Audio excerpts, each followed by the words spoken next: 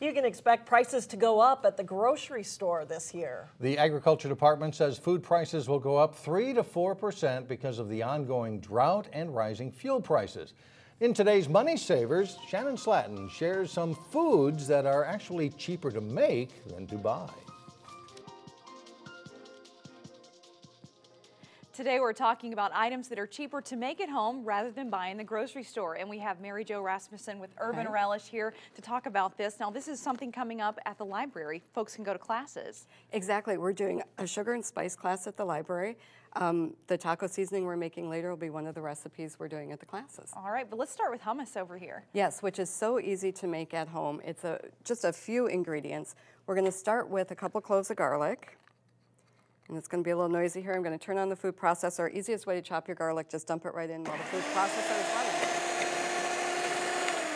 running. 1 can of chickpeas, also known as garbanzo beans, which you can find in the grocery store. You can also cook your own. $1 or $2? Very cheap, yeah. Couple tablespoons of lemon juice.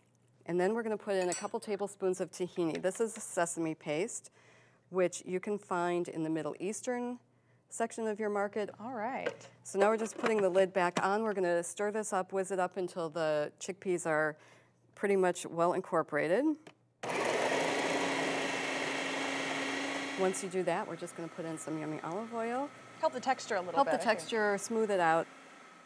And that is it. You have hummus. All right, let's move on to vanilla flavoring, something that if you bought in the grocery store, quality vanilla flavoring, you could spend a lot of money for that. You can. You can spend up to $5 for a bottle that's about this size. And it is so easy to make, really fun to make as well.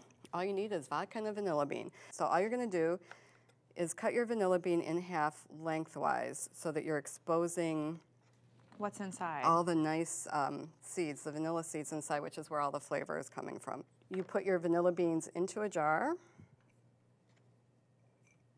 We have a cup of vodka here. That goes right on top.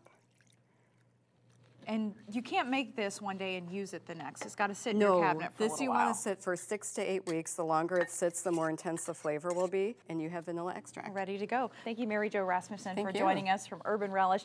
We have these recipes and more information on the library programs on our website at 12.tv.